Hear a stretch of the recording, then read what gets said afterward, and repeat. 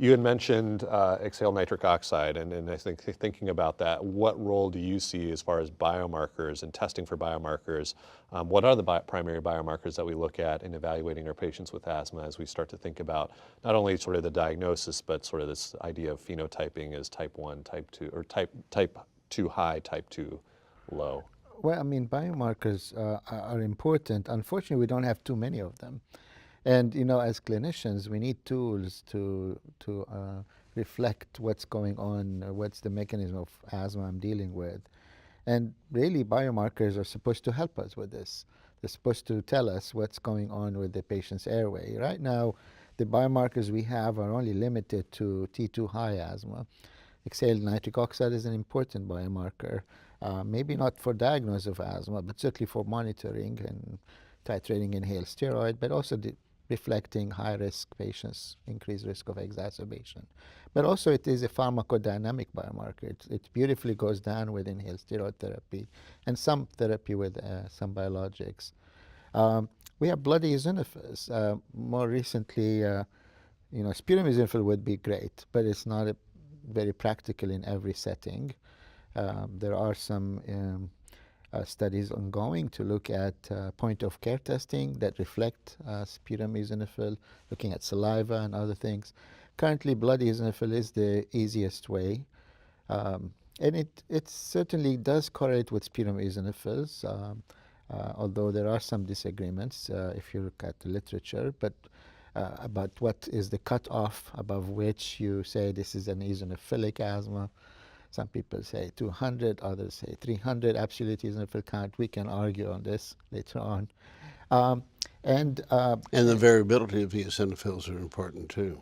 Yeah, Absolutely. and especially with therapy. I mean, I think all of these can change. Not only from day to day, there are Right. changes even within the same day. There are some experimental biomarkers like serum periostin. In our studies with anti-IL-13, it sounds like it was a promising biomarker. Right now, it's still up in the air. It's not approved. It does reflect IL-13 activity.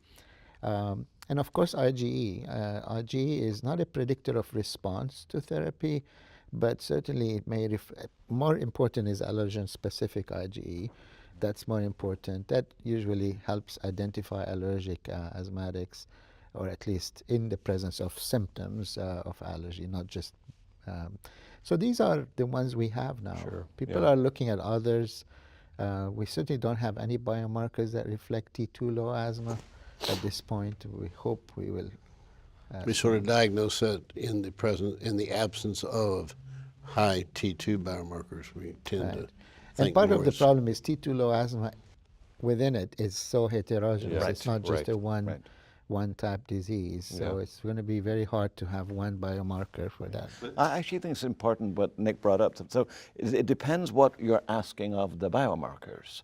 Are you asking for something that will help you diagnose asthma, that will help you monitor response to therapy, will help you monitor adherence? And they seem to have different roles. or in lead you this. to a different therapeutic option Or perhaps lead you to different therapeutic, but based on the pathway that seems to be Yeah, involved. I mean, I think the ideal biomarker is one that is easy to measure, reproducible, is done in the point of care where we need it most, but also is predictive, prognostic, and has a pharmacodynamic effect. That's my Christmas wish. Yes, right. We don't have one that Right. fits all these. So right now we use many of them, and I think it's what I'm hearing from all of you Sure. is that it's helpful to use these. It doesn't paint the entire picture, but it is helpful. Right. So I would just think in hearing Nick, so the three big ones were, serum IgE, peripheral blood eosinophil count, and exhaled nitric oxide level. The serum IgE, I would think perhaps is the least useful. It doesn't diagnose asthma. It doesn't predict the severity of asthma, doesn't really predict response to treatment. It points perhaps to one manifestation of a T2 high phenotype, whereas the other two, eosinophils and exhaled nitric oxide, not always together, but generally they improve with decreasing type 2 inflammation. But two things. One, as Nick said, specific IgE is probably more relevant, especially as it can be related historically to exposure causing symptoms. And second, as seen in the inner city studies, Bronchodilator reversibility has been shown to be a major factor in predicting an adverse clinical outcome and also response to therapy too with Yeah, long-acting beta agonists. And I think one of the things that's not mentioned here, I don't know that we would think about it necessarily as a biomarker, but I think it's worthwhile at least bringing up, and maybe we'll have more of a conversation as we move through this discussion, is I like to think of exacerbations as a biomarker, right? Because we see that these patients that have this type 2 disease with a lot of inflammation, that is what tends to result in those exacerbations. And in my belief, I think the literature is starting to point out that's also what we think may lead to sort of this loss of lung function over time. Given that we can't test specifically for different cytokines, you know, I think the things that we have are like eosinophils and FeNO are as good as we get. Is there an ability to test for cytokines? Do you see that coming down the road? What are your thoughts? No, but to get back to the point you made a moment ago, in the Tenor study, which I've been involved with for the last 18 years, 19 years now, two things we showed were, one, a previous exacerbation, and two, very poorly controlled asthma all predict future exacerbations. So there are historical features that also predict exacerbations too. Right. And remembering all these biologics that we currently have are approved on their ability to decrease exacerbations. And you know, we talk about these biomarkers. There's actually a recent study from the UK where they showed a composite biomarker of FeNO and blood eosinophil may actually be better than one Right. by itself. Yeah, So I think in the future we may see, like you mentioned, clinical biomarkers. Exacerbation history is a very important one. We didn't talk about radiologic biomarkers. I know we are far advanced in the COPD world with that compared to asthma, but these biomarkers, CT type of biomarkers, may actually help identify patients with high risk of remodeling or actually who have remodeling.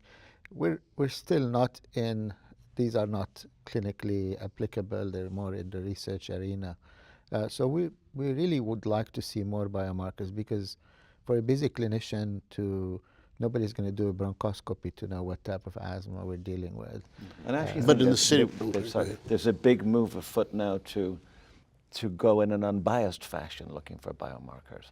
Let's not look what we think we should be trying to identify, but let's look very broadly through metabolomics or proteomics in the blood and in the urine. And there's some new things coming out, things we may not have thought about. There's the Biopred group in Europe and some big groups in the States here looking at this. And there was, even at the Academy meeting in this month, some really exciting, promising potential future biomarkers. Proteomics. And in the city, John Fahey is working on CT markers such as airway wall thickness and mucus plugging that help predict future bad outcomes. Clinical biomarkers already. Yeah,